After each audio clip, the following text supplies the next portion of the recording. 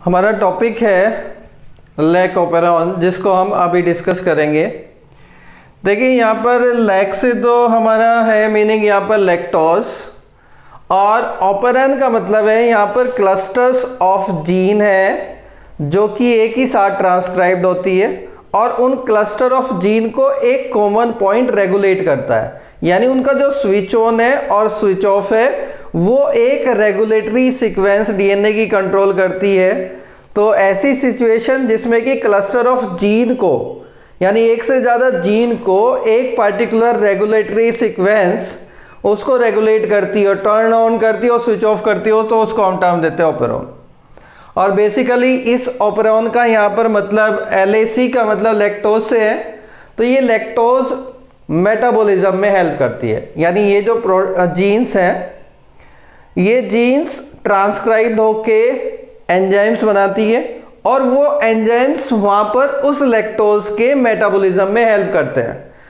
तो ये जो आपका लैक ऑपेरॉन है is negatively regulated by refresher protein. देखिए कोई भी ऑपेरॉन होता है उसके दो रेगुलेशन होते हैं, एक पॉजिटिवली एक नेगेटिवली।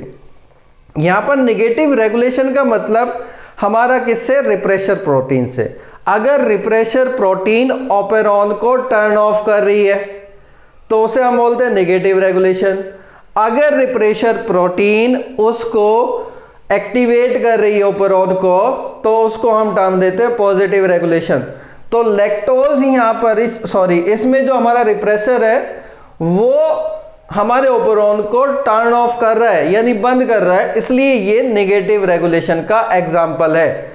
वैसे तो जो आपका ये लैक ऑपेरॉन है उसका एक पार्ट हम बता रहे हैं रिप्रेशर प्रोटीन, ये नेगेटिवली रेगुलेट करती है। लैक ऑपेरॉन पॉजिटिवली रेगुलेट भी होता है, और वो करती है आपकी catalytic catabolite activator protein, cap protein जिसको हम बोलते हैं, वो पॉजिटिव रेगुलेशन करती है। तो उस पॉजिटिव रेगुलेशन को हम बाद में देखेंगे इस लेक्चर के।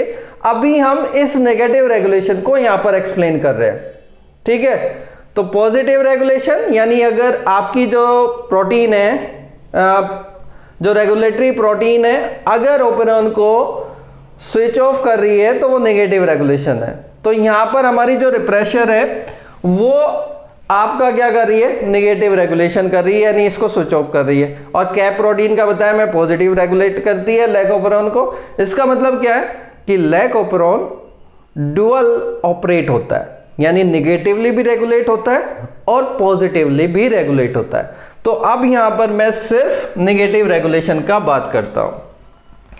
देखिए ये हमारी कोई डीएनए सीक्वेंस है, ये ऑपेरॉन है, और इस ऑपेरॉन में क्या पार्ट होते हैं। देखिए यहाँ पर एक लैकाई जीन है, और ये तो सेपरेट जीन है, लैकाई जीन है जिसको हम बोलते हैं रेगुलेटरी जीन, और ये एक एमआरएनए को बनाती है पहले, और फिर वो एमआरएनए ट्रांसक्राइब्ड होके ट्रांसलेट होके क्या बनाता है, एक्टिव फॉर्म ऑफ रिप्रेशर। इसका ये प्रमोटर है यहाँ पर PI। आगे की तरफ हमारा यहाँ पर जो जीन है ऑपेरॉन है वो एक्चुअल में है LAC-Z, LAC-Y और LAC-A। ये 3 जीन है, ये 3 कंटिन्यूसली प्रेजेंट है, ये 3 जीन, और इनको एक कॉमन ऑपरेटर यहाँ पर इसके कंट्रोल करता है, और इसके साथ साथ एक यहाँ पर प्रमोटर है जो कि जिसपे RNA पॉलीमरेज बाइंड होता है। तो देखिए जब लैक्टोज नहीं होता मीडियम में तो बैक्टीरिया, बेसिकली ये बैक्टीरिया में होता है, ये ई कोलाई में होता है ये प्रोसेस जो हम एक्सप्लेन कर रहे हैं।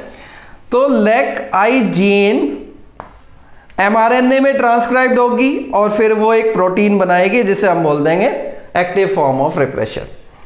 ये रिप्रेशर फिर बाइंड होगा जाके ऑपरेटर से, ऑपरेटर के पास बाइंड हो जाएगा, और इसका पर्पस क्या होगा कि RNA पॉलीमरेज जो कि प्रमोटर पर आएगा उसको वहां पर एक्सेस नहीं होने देगी इस ऑपरेन के लिए, यानी RNA पॉलीमरेज को ब्लॉक करेगी ये रिप्रेशर प्रोटीन, ताकि RNA पॉलीमरेज इसको ट्रांसक्राइब ना करे। इसका मतलब क्या हुआ, रिप्रेशर प्रोटीन ने ऑपरेटर के साथ बाइंड होके क्या किया, इसको स्विच ऑफ कर दिया। तो ये कॉमन कंडीशन है, यानी जब ई कोलाई के अंदर उसका जो कार्बन सोर्स है लैक्टोज वो नहीं आ रहा है तो उस पर्टिकुलर सिचुएशन में इसका कोई फंक्शन नहीं हो सकता। अगर ये एंजाइम भी बनाएगा तो भी उसका कोई एडवांटेज नहीं है। तो नेचर क्या करती है, सिस्टम क्या करता है कि रिप्रेशर प्रोटीन बना के इसको नेगेटिवली रेगुलेटेड करता है। ठीक है, इतना हुआ। अब दूसरा पॉइंट है कि अगर लैक्टोज आ जाए, अगर मीडियम में हम लैक्टोज डाल दें जहां पर हमने ई कोलाई को कल्चर किया है, तो उस पर्टिकुलर सिचुएशन में क्या होगा। देखिए लैकाई जीन यानी रेगुलेटरी जीन तो फिर भी ट्रांसक्राइब्ड होगी और वो फिर भी रिप्रेशर को बनाएगी, लेकिन अगर लैक्टोज है तो वो लैक्टोज क्या करेगा, इसके साथ बाइंड होके, इस रिप्रेशर के साथ बाइंड होके एक यहां पर कॉमन कॉम्प्लेक्स बना देगा जो कि इस रेगुलेटरी प्रोटीन को यानी रिप्रेशर को इनएक्टिव कर देगा। ठीक है, ये सिचुएशन हम कब की बात करें, जब मीडियम में लैक्टोज है। तो अगर लैक्टोज आया तो लैक्टोज खुद उस रिप्रेशर के साथ बाइंड हो जाता है और बाइंड होके उसको इनएक्टिव कर देता है। तो इसका मतलब अब रिप्रेशर हमारा ऑपरेटर के साथ बाइंड नहीं हो पाएगा, और ऑपरेटर के साथ अगर बाइंड नहीं हो पाएगा, ये ऑपरेटर है हमारा, तो जो आरएनए पॉलीमरेज है वो प्रमोटर के साथ एफिशिएंटली बाउंड होगा, और बाउंड होने के बाद फिर वो आगे की तरफ इन 3 जीन को एक साथ ट्रांसक्राइब कर देगा। यानी जो तीनों जीन है या जो तीनों पॉलीपेप्टाइड है वो एक कॉमन पेप्टाइड में ही यहां पर प्रोड्यूस होंगे। तो इनका एक कॉमन एमआरएनए बनेगा और लैक्जेड जीन बीटा गैलेक्टोसाइडेज बनाएगी, और जो हमारी गैलेक्टोसाइडेज परमिएज है, गैलेक्टोसाइड परमिएज, इसको लैक वाई बनाएगी, और लैक ए जीन ट्रांस एसिटाइलेज बनाएगी। इसका मतलब क्या हुआ कि तीनों जीन का एक कॉमन एमआरएनए बनेगा और उस एमआरएनए से पॉलीपेप्टाइड बनेगी, और वो पॉलीपेप्टाइड फिर 3 पॉलीपेप्टाइड में चेंज हो जाएगी। यानी बीटा गैलेक्टोसाइडेज बनाएगी एक पॉलीपेप्टाइड गैलेक्टोसाइड परमिएज बनाएगी, और एक ट्रांस एसिटाइलेज बनाएगी। तो यहां पर हमारा एक कॉमन क्वेश्चन होता है कि इनका फंक्शन क्या है एंजाइम का। देखिए बीटा गैलेक्टोसाइडेज का फंक्शन है कि लैक्टोज को ये ब्रेक कर देगा ग्लूकोज और गैलेक्टोज में। ठीक है, फिर उसके बाद गैलेक्टोसाइड परमेज का क्या फंक्शन है, ये कोई एंजाइम नहीं है, इसका नाम मिसनोमर है। मिसनोमर मतलब इसका नाम गलत दिया गया है।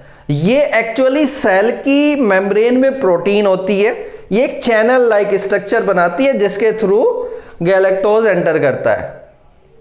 ठीक है, तो ये गैलेक्टोज के लिए परमेबल बनाता है, मींस ये कोई एंजाइम नहीं है, लेकिन इसका नाम गलती से एंजाइम की फॉर्म में रखा गया है।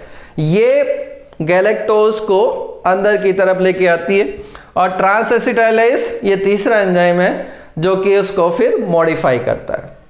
तो ये हमारा निगेटिव रेगुलेशन है। आई रिपीट, मैं फिर से कह रहा हूं, ये निगेटिव रेगुलेशन है, और निगेटिव रेगुलेशन का यहां पर हमने टर्म क्या बताया कि अगर रेगुलेटरी प्रोटीन उसको स्विच ऑफ रख रही है, अगर रेगुलेटरी प्रोटीन एक्टिव फॉर्म में ओपेरॉन को स्विच ऑफ रख रही है तो उसको नेगेटिव रेगुलेशन कहते हैं।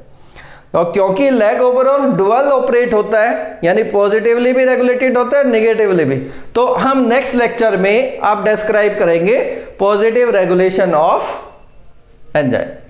Thank you.